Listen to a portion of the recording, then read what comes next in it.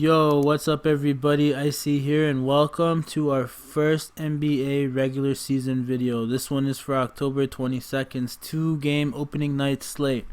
We are 69 hours and 44 minutes from going live. For those of you that have been with me the whole preseason or came in between, welcome back. It was a fun ride while it lasted. Personally, it was one of the most profitable months of DFS for me in quite some time. For those of you that are new to the channel, welcome. My name is Eyecee. I've been playing NBA DFS for the last 5 years. The past 3 years in particular have been very, very profitable for me. And I've helped a lot of other people make good choices and good picks. And I've just decided that this is something I want to do in my spare time now. And I will be making videos full time. Looking to do a live before lock stream every day, and hopefully I can help you guys win some money and make some good choices. So during this preseason, I had my own little spreadsheet that I was using to make picks. So I have little snippets of this here for these 4 teams upcoming. For those interested, I will be doing a small presentation that goes over the data here, the plays I like based on my data. And for those that aren't interested and just want my favorite play by each position without the context, why I really like them, feel free to skip towards the end of the video where I go through each position by position and I talk about my favorite plays at each position. I also create a dummy lineup, so feel free to fast forward to that point. I'll leave a timestamp in the comments below. But yeah, if you're new to this channel and you like anything I have to say, please subscribe. It helps me grow, keeps me motivated, and I really appreciate anybody that joins the crew. And to those of you that are part of the crew, drop a comment and let me know who your favorite plays are or what you guys think the best stackable game is, competitive game is. In my opinion, I think the Toronto Raptors and New Orleans game is going to be a very fast-paced game. I think for better, for less, the Clippers are going to be a little rusty here because most of their guys didn't get preseason run altogether. The Lakers have been getting quite a lot of run, and while they've rested some of their star guys on several occasions, they've also been able to play them together too. So I feel the Lakers are going to crush the Clippers here. But this game here, the first one, is probably going to be the most competitive in my opinion. So I have this presentation here that I'm going to go over for those interested. I'm going to cover how these teams did in the preseason, how they were looking as the preseason winded down, and what shape they're in going into this regular season. And again, if you're not interested in the presentation and you just want the favorite picks or top picks, skip to the end of the video. Timestamp is in the comment below. Alright. Presentation.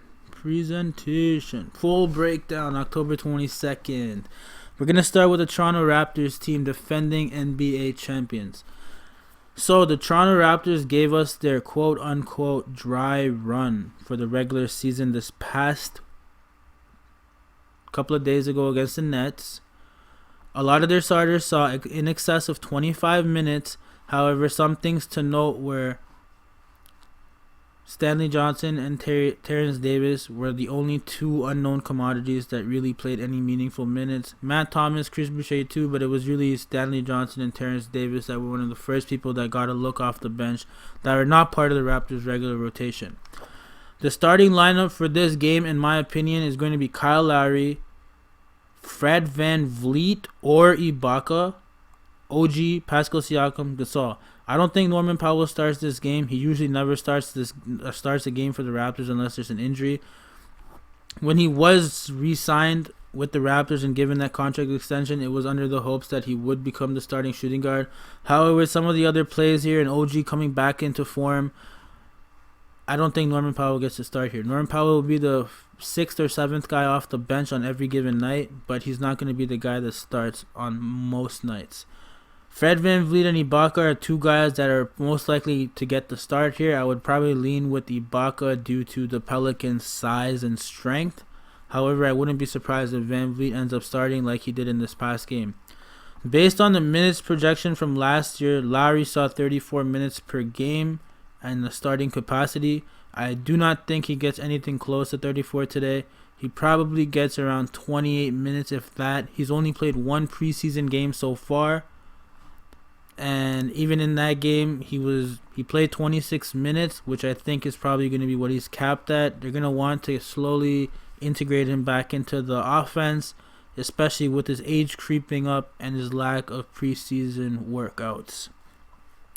Aside from that, some of the players that really stand out to me and some players that have really done well in the preseason are Fred VanVleet. Fred VanVleet was just a beast in this preseason. Honestly, he was very low owned, like very, very low owned. He was always like 4,400, 4,200, almost minimum price for a preseason game. And he was seeing around 25, 26 minutes. He's taking like 9 shots per game. He's getting 7.7 assists per game. So Fred VanVleet was just killing it. He averaged 34.17 Draftkings points per game. He played 3 games, averaged 26 minutes. Pretty much similar to what he's going to get in this upcoming game against the Pelicans. At this price, 4,800, Fred VanVleet is one of my more favorable plays.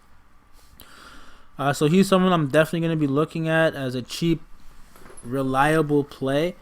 Other players from this Raptors team that really stood out to me, and in no particular order, Terrence Davis is a new name to this Raptors roster. Nick Nurse really likes this kid. He really made it clear early on that Terrence Davis would be part of the regular rotation. And so far from what we've seen in the preseason, he's played 4 games and averaged 17.5 minutes. He's averaged 18.3 DraftKings points per game. He's minimum priced here. He's been compared to a young Russell Westbrook with his energetic and high electrifying play. He's a guy that just goes out there. If he's looking to make a shot, he's looking to make a play, he'll pass the ball, he'll fight for a rebound. He's going to go out there and really do what the team needs to win, and that's why he's won over Nick Nurse and a lot of the other Raptors core. He's someone I'm definitely considering at 3K. If I'm going with the stars and scrub lineup, he's one of the guys that I'm definitely going to be plugging in my lineup. He's been performing very well in the few games that he's been with these Toronto Raptors, and he's only going to get better and better and better, especially since Stanley Johnson and Rondae Hollis-Jefferson haven't been able to make any mark on this lineup roster, and Patrick McCaw has had a setback. So Terrence Davis is in line here to really flourish, in my opinion, and 3K is a very cheap price for that. Another guy that I really enjoyed this preseason has been Serge Ibaka. In 20 minutes, he's averaging 28.6 DraftKings points. Serge Ibaka is extremely useful for small ball lineups. He's someone that could get up and down the court very easily. However, that does not mean that he's going to be seeing more minutes over Gasol. Gasol still plays against small ball lineups. Yeah, he's big and small, but Gasol is also a playmaking big. He can shoot the 3. So that doesn't necessarily take Gasol out of the match when they go big. Raptors are a very athletic, big team. So just because they're big is not that agile does not mean that they get screwed over going up against small balls.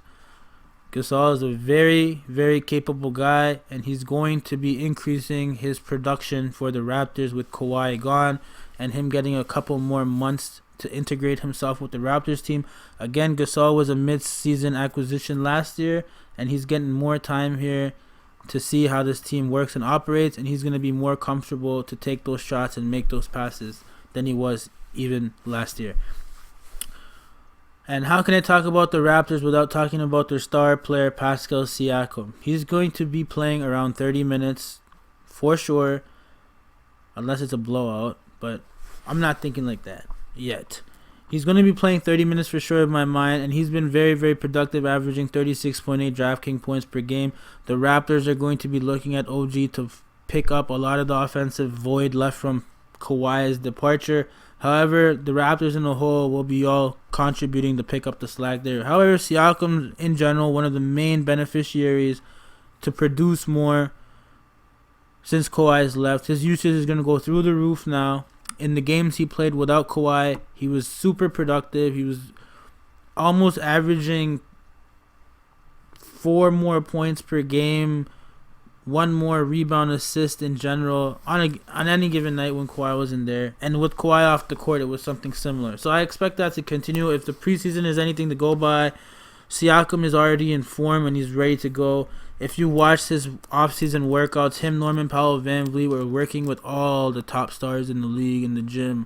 All the top stars. Harden, Westbrook, Booker. These guys were in the gym against these guys, playing scrimmages all offseason, working on their game, working on their teamwork.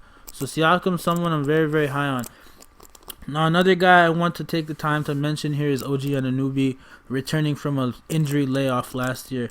He's someone that was guarding LeBron James in his first rookie year in the league. They stuck him on LeBron, and he did a decent job. Yeah, LeBron scored a lot of Hail Mary shots on him, but it was a good experience for the kid, and you can see why the Raptors trusted him to do so. He's a very mature kid for his age, and when OG is actually playing with the starters, he performs really well. His skill set just meshes the team all together.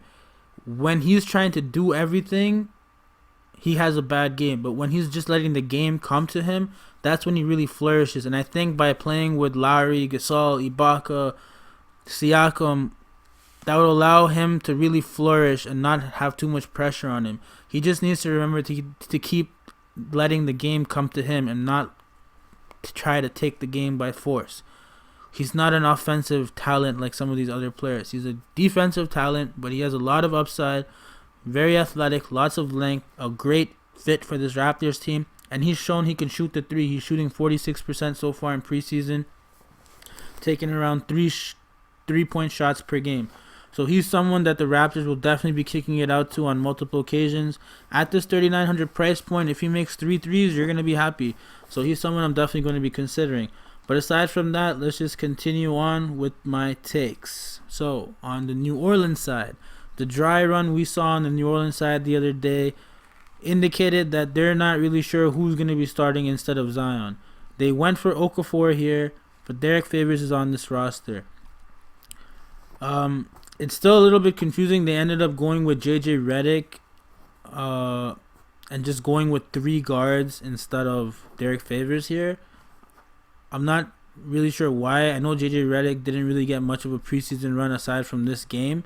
He was averaging around 14.6 minutes, but so was Derek Favors. They are 2 of their more veteran-savvy players. They're older, so I could see them being safe with their minutes. If I had to take a guess, I would say that both of these guys start in tomorrow's game. Both of these guys.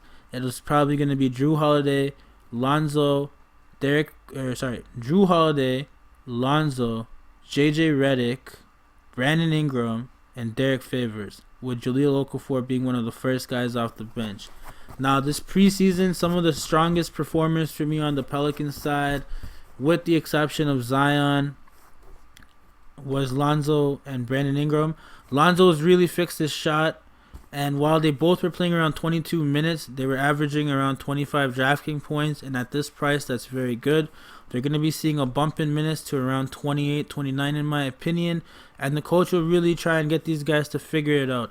If I had to pick between the 2 guys, Brandon Ingram would be my safer pick because they do have a lot of guards here that tend to be taking away from Lonzo on certain nights. People like Nickeil Alexander-Walker, Frank Jackson, both of these guys take a little bit away from Lonzo, as well as Josh Hart as well at times. But yeah, these 2 would be the safer guys to go to in my opinion. The matchup is great for Lonzo. The matchup is decent for Ingram. But both of these guys have great upside at this price, and it should be a pretty close game in my opinion. Drew Holiday, of course, is another guy to look at, but he too, like Favors and Redick, was playing reduced minutes in the preseason. Look for him to pick it up. He is their go-to guy. He's their main star player with Zion out. He's really the leader on the team as well. So Drew Holiday is definitely in play for me, especially at the $7,900 price point, though. It's something to think about. There's a lot of other guys I'd much rather play at with a lot more upside. But the floor is definitely safe with Drew Holiday. We know what he's about, and he's pretty consistent. He's not necessarily going to burn you, but he might not exceed your expectations. Nickeil Alexander-Walker. This guy has been the standout performer of the preseason. In just 18.5 minutes per game, he's averaging 27.5 DraftKings points. He's priced at $3,400, which is just ridiculous. The minutes are the concern with him, with Josh Hart, Frank Jackson, all viable for minutes. JJ Redick's probably going to see an uptick in minutes as well now the regular season is starting. So it's kind of nerve-wracking to think that Nickeil Alexander-Walker is at $3,400 and might get minutes where he can go off. but there's also the chance that he might not get enough minutes to go off. Based on what I've seen in preseason, and under the assumption that they're still going to slowly integrate these two guys, especially JJ Redick's going to be integrated slower, and the amount of talent they have with Nickeil Alexander-Walker here, I could really see them giving this guy a little bit more minutes, a little bit quicker than they normally would based on the talent they have here. He's someone that I could see them wanting to integrate into their offense a lot. He takes 11.4 shots per game, guys. Just regular field goals. He's not scared to shoot the ball. He's going to go out there and shoot. He's a very quick release type of shooter from what I've seen so far, and he's someone that could really destroy the slate if he gets hot. The Toronto Raptors have shown, especially early on, that they play a little lackadaisical. They play a little bit more open than they need to, especially against a team who they probably don't respect, in all honesty, the New Orleans Pelicans, missing one of their best players in Zion. I don't really think the Raptors are going to take the Pelicans too seriously, and because of that, it's going to be a very close game, closer than it should be, based on the difference in skill and talent level. Nickeil Alexander-Walker has been a standout performer for me in the preseason, and someone I definitely have my eye on going into this first slate. 3,400 is very, very, very cheap. Another guy that's priced at minimum price that's been seeing a lot of minutes is Nicolo Melli. In 5 games, he's averaged 18 minutes and 21 DraftKings points in those minutes. He's really someone that could fill in for the Zion Williamson spot. Another person is Kenrich Williams, who's been averaging 21 minutes. However, Kenrich Williams' production has not matched the amount of minutes he's been seeing. Melli has been way more productive than him. However, Kenrich Williams is someone I've been high on the whole preseason. He let me down every single time. He never came through for me. But I think this is finally an opportunity where he might come through. He's going to see around 18 to 20 minutes, and he's someone that's a point-per-minute monster that could really flourish if the Raptors play some of their third-string players in the fourth quarter, and that's who Kenrich goes against. It's a great spot for him at this 3,100 price point. Another cheap guy that I'll have my eye on based on the preseason. So my favorite plays here, again, Lonzo, Brandon Ingram. Those are the two guys I really like. Melli has been performing really well, and he's the safer bet between the two cheap power forwards. But Kenrich Williams also I'm going to be considering. Nickeil Alexander-Walker, if we get any indication that he's going to be playing even 15 minutes, then I'm all in. He can easily get 23, 24 DraftKings points. This kid is just a high-volume shooter, and he just does a lot of things. He's all over the place. He's assisting, he's rebounding, he's doing a lot. He might even take Lonzo's spot at some point, man. That's how good from what I've seen from him, like he's that good, like just from a few games. So Lonzo, man, you gotta keep your shit together. He's fixed his shot, thank God, but you gotta be a little bit more aggressive, my man, and you'll be good. But yeah, Nickeil Alexander-Walker is one to watch for the future for sure, and someone I got my eye on based on the price. Alrighty, moving on to the LA Lakers. So we still don't have a proper starting lineup. However, in the Lakers practices, this was the original lineup they were running with, the starters with in most cases. This was the main team. This is pretty much what I expect for them to start with the season anyways. These guys have all been given rest the last few days. They're going to be well rested. They all got a chance to play with each other at least on 3 occasions and see what each is all about. All of these guys are veteran savvy players now. A couple of them are NBA champions. I expect them to come in here full throttle and just take the Clippers by storm. LeBron has looked fantastic. Anthony Davis has looked phenomenal. Avery Bradley, we've heard a lot about his three-point shooting. I've yet to see it in a regular game, but the upside's there. His defense is on point, and if he can get his three-point shot going, Lord beware. Danny Green, we all know what he's about. We don't want him handling the ball, but we don't mind him catching, shooting, and defending. He's a 3-and-D guy, but we don't want the ball in Danny Green's hand because it's a turnover. And JaVale McGee, I'm pretty sure he starts here, but he's going to share the minutes with Howard. So they're probably going to equal out the minutes here. But this essentially is the starting lineup for me. Based on their last game that they used as their quote-unquote dry run, this is exactly the lineup that they ran with. Avery Bradley, Anthony Davis, LeBron James all saw in excess of 25 minutes. All performed amicably well. Avery Bradley notably did not have a single rebound and assist, and he was purely scoring, which is not bad. It's pretty much what we expect from him and Danny Green, both to be a catch and shoot guy, 3-and-D guy mainly. You don't need much offensive usage from any other guy when you got LeBron and AD on your team. Like, it's pretty much A, 1B right there. So these guys are basically just there to stand on the edge on the perimeter and just catch the ball and shoot it at an efficient rate. So with that said, I'm not going to be playing these two guys in a lot of lineups based on like upside. I will be playing them mainly because of their floor and the amount of time they will be on the floor. But LeBron James and Anthony Davis are two guys that are pretty much a lock for me. Look, LeBron played 19 minutes. He was averaging 30 DraftKings points in those 19-20 minutes. Anthony Davis played around 20 minutes. He was averaging around 30 points in those 20 minutes. These guys are in fantastic spots here. I wouldn't mind stacking these two even. They're fantastic to stack. They've been great together in the few games we've seen, and I don't see anything really hindering them. The Clippers always struggle against size. Porzingis recently went off against them. I can see the same thing happening here. Anthony Davis is going to cook. And LeBron is LeBron, man. LeBron's just going to be going off in this first game. Yeah, Kawhi is probably going to be on him, but they're not going to really slow each other down. They're going to still do what they do on the offensive end. They're two elite offensive players, and AD would be my safer bet because he's really going to be unstoppable. He's probably going to be up against Zubat, and I call him Zubat on purpose, and Montrezl Harrell. Montrezl Harrell is undersized. Zubac is underskilled. So Anthony Davis should have a cakewalk in my opinion and really crush it here. And when you got someone like LeBron running the point for you, man, this is just a cakewalk of a wreck in my opinion. 1A, 1B. Anthony Davis is my favorite stud play on this slate, bar none. So Anthony Davis, LeBron have both been very, very consistent in the limited minutes they have played. Other people that have really stood out to me have been JaVale McGee and Dwight Howard both. Both of these guys in their limited minutes, 16 and 18 minutes respectively, have averaged 25 and 23 DraftKings points. Very, very productive for the amount of minutes they've been playing. Very, very productive for the fact that who they're playing with. They're playing with LeBron and Anthony Davis. There's a lot of upside for these guys to get easy baskets, lots of rebounding opportunity.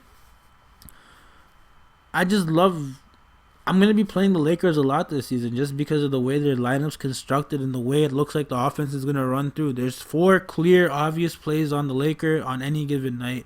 It's the starter, center, and then Anthony Davis and LeBron. The other guy coming off the bench is usually going to be in play. However, I feel that both centers' prices are going to be fairly balanced out, so like it won't make sense to play both of them.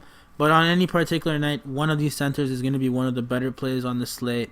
And then you got Rondo, Avery Bradley, Danny Green. All of these guys could go off on random nights. Danny Green and Avery Bradley in particular with their shooting. But Rondo has the assist upside. He's not really a scorer, but Rondo does all the nitty-gritty stuff, and he can also get it done. They used to call him triple-double Rondo a couple of years ago because, man, Rondo was cheap for 3 weeks and he was dropping triple-doubles.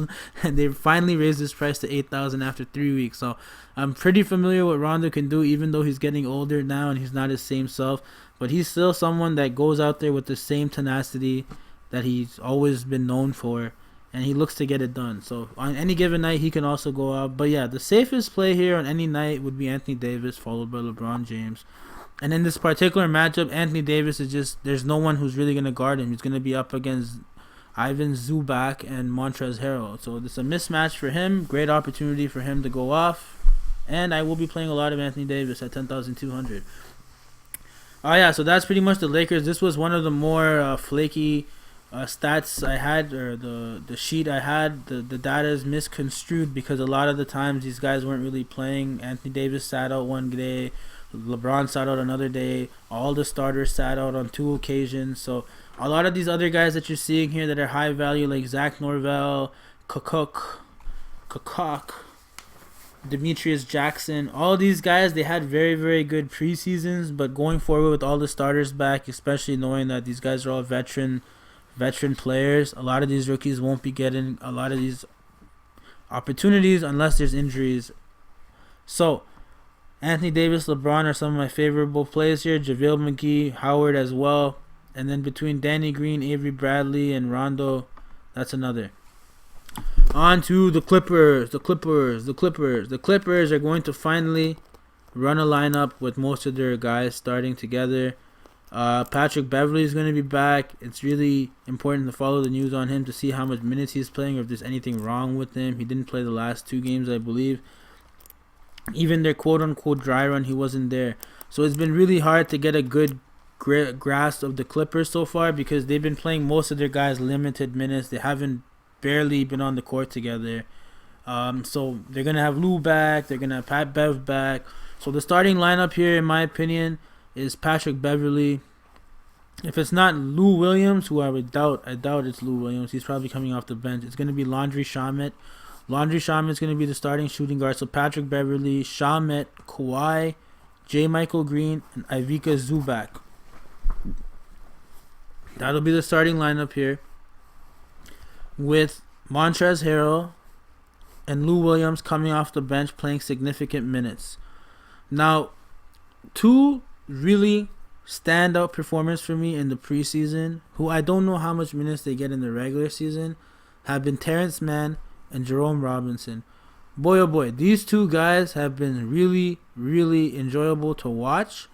And Jerome Robinson in particular, barely anybody's even talking about him. I rarely ever heard his name in preseason, but he's someone that consistently got minutes and someone that consistently did well.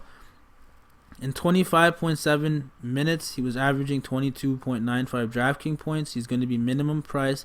If this match gets out of hand, he's going to be one of the first guys to get minutes off the bench.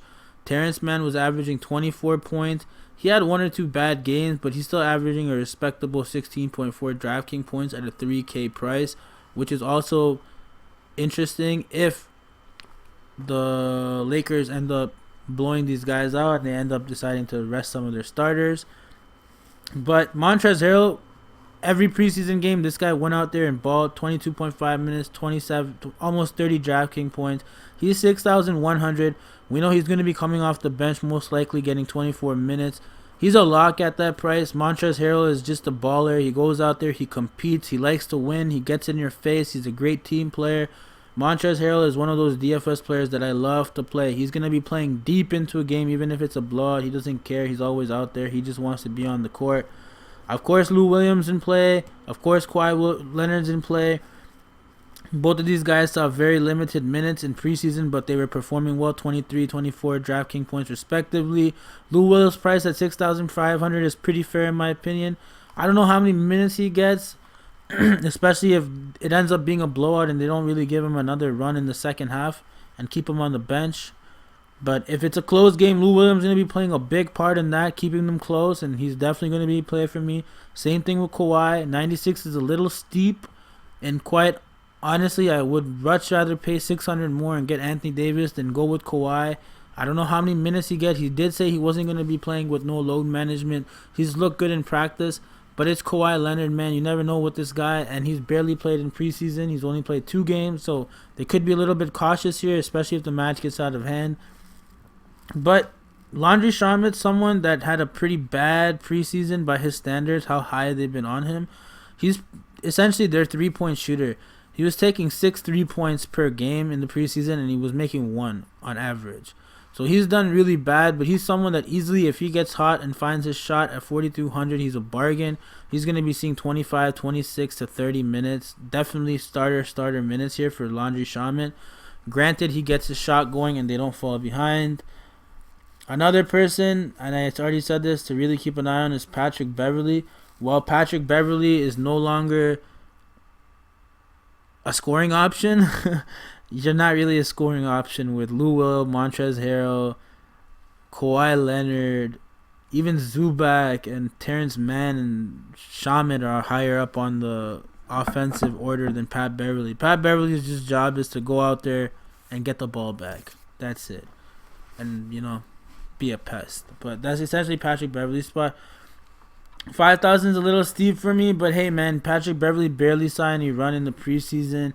He's been working on his game all off season. He's been reading the Bible. He's been reading books. He's trying to get mature, as Stephen A would say, and he's really trying to embrace this leadership role. Even though he's one of the younger players on this Clippers team, But Pat Beverly could very quietly have a good game, and he's someone I will be considering at the 5K range. He's one of the few people at this price range that's going to be seeing a lot of minutes, in my opinion. So he's someone I'd consider.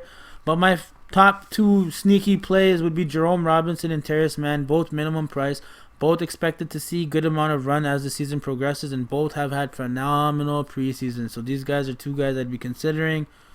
But again, not too much because we don't know how much minutes they're going to be playing and exactly what the deal is here. But I imagine they play a big role off the bench for this Clippers team. So that's it for the presentation. For those of you that have lasted this 30 minutes, I will now be going through each position one at a time and just building my lineup based on the positions here. So in the point guard position here, LeBron James, as I said, is one of my favorable plays. Then you got Drew Holiday here at 7,900, Kyle Lowry at 6,800, Lou at 65, Lonzo Ball at 5,400. Now Lonzo Ball at 5,400 really interests me. He's going to be seeing a lot more usage now that the preseason's over, and some of those younger players are going to see less minutes, meaning Lonzo is not going to be benched after 22 minutes. I'm expecting Lonzo to see around 26 to 28 minutes. 5,400 is very cheap for Lonzo, so he's someone I'd definitely consider. Another player I would definitely consider is Fred VanVleet. I already know he's going to be seeing the top 5 most minutes on the Raptors tomorrow. Like, I don't care who starts. Even if VanVleet doesn't start, at the end of the game, he's going to have the 5th most minutes on the Raptors. One of the top 5. And he's someone that goes out there and does a little bit of everything. He's one of their go-to guys off the bench. He's a real spark plug for them. And very efficient player, in my opinion. Very underrated. And someone I will definitely be playing tomorrow. Aside from that, I don't think none of these other guys really see. Jalen Adams got cut. Norvell, Demetrius Jackson, both of these were rookies that were getting minutes based on that. I don't think they really get much of a run here tomorrow. And even if they do, there's too many mouths to feed in those limited 10 minutes that they probably get, or 8 minutes or 6 minutes. Depends when they get benched. Usually they bench players around the end of the fourth, 6 minutes into the fourth. That's when they usually start to bench the starters, unless it's a big deficit.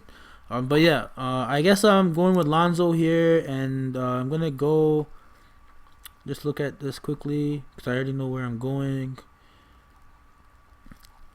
I like VanVleet's price here, and we'll think about spending up later. It's also the earlier game. It's better to pick the earlier players in the top 5 spots here, and better to pick some of the later players at the bottom in case you get last second news. Brandon Ingram's another guy I really like at the price. Shaman at 4,200 is very enticing. OG Anunoby at 3,900 is also very enticing. Kenrich Williams 3,100, very enticing. Terrence David at 3,000, my goodness, very enticing. Especially if you are under the belief that the Raptors blow out the Pelicans, then this dude is going to be seeing extended run. He's already going to be seeing minutes in the first half, but if it's a blowout, then in the second half, he's really going to be seeing a good amount of minutes. Depends on what you think, how you think. And Terrence Mann, another $3,000 guy here, very cheap, minimum price. So, who are we going with? You know what? Let's just pay up here and play a little bit of the safer option in Brandon Ingram.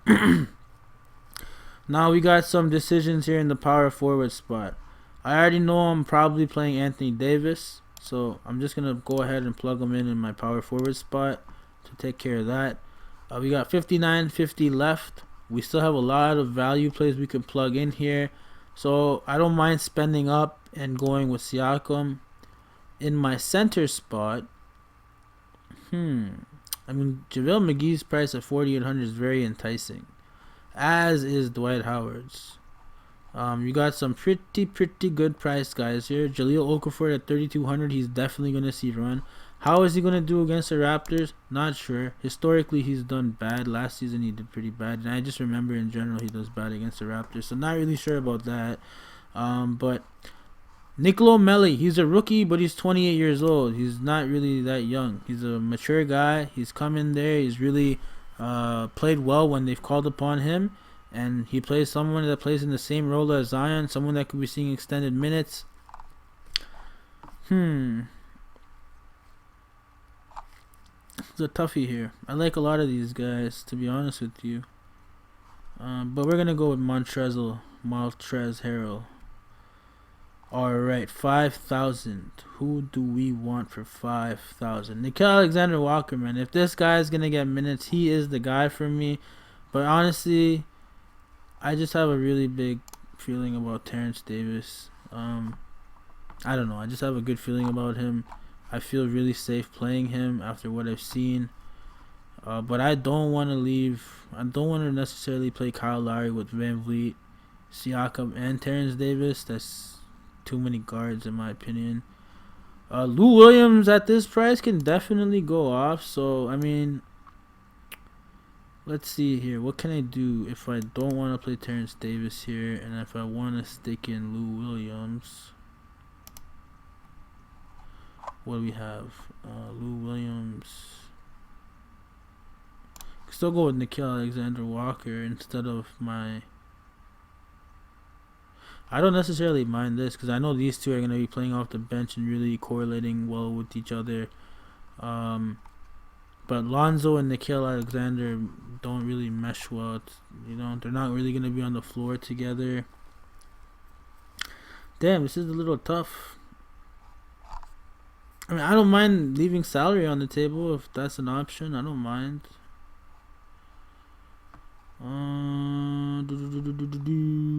It's pretty tough. Pretty tough. I mean, I wouldn't mind going to Julio Okafor in all honesty. I don't know how much they really use. What's his face, man? What's that guy's name? Derek Favors. I don't really think they use Derek Favors all that much, but I've seen weirder things happen before. What happens if I... Well, I mean, it doesn't really matter because I'm still going to play Harrell. It's not going to take my Harrell play away from me, is it? Not at all. Harrell's still one of the go-to guys. But I mean, if I want to save some money here, could go with Ibaka. And then 4,500, we could go with Dwight Howard. We could go with Shamit. Dwight Howard would probably be safer. But then there's also OG. There's just a lot of players here, man. Oh my god. I'm having a real tough time. This is the first look lineup, so like, who cares? But I like to take these a little bit serious just to show you guys the thought process, at least the way I think about these things. I wouldn't mind playing Dwight Howard here in all honesty.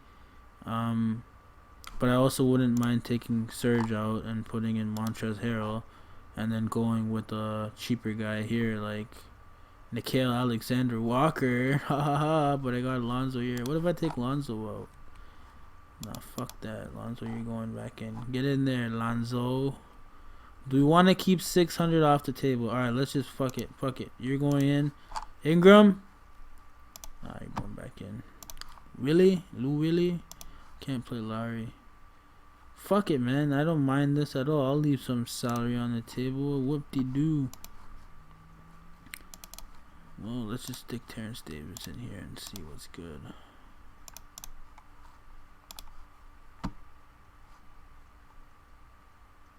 Yeah, whatever. I don't mind this. I'll play this.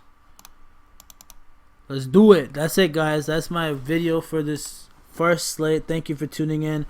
It is a little bit of a longer video, so I'm sorry. If you're here with me still, like, comment, subscribe. I appreciate all the people that have joined me the last couple of weeks. It's really been enjoyable seeing the comments and typing and communicating with you guys. Feel free to leave comments on your lineups, what you want me, if you want me to review your lineups, I don't mind. I'll do my best to review all your lineups and give you my honest feedback. And good luck, guys. This is a long season. It's a slow grind. Hashtag slow grind. That's what I preach. Make sure you guys are managing your bankroll. Don't play all your lineups in one day. Or don't play your whole bankroll in one day. Make sure you guys are spreading that shit out. Make sure you guys are doing your research, following the news. You can follow my Twitter at Eyecee DFS. If you want news, I try my best to post news on my Twitter. So you can do that. And you can subscribe to my channel if you want to help me grow. Appreciate you guys. Best of luck.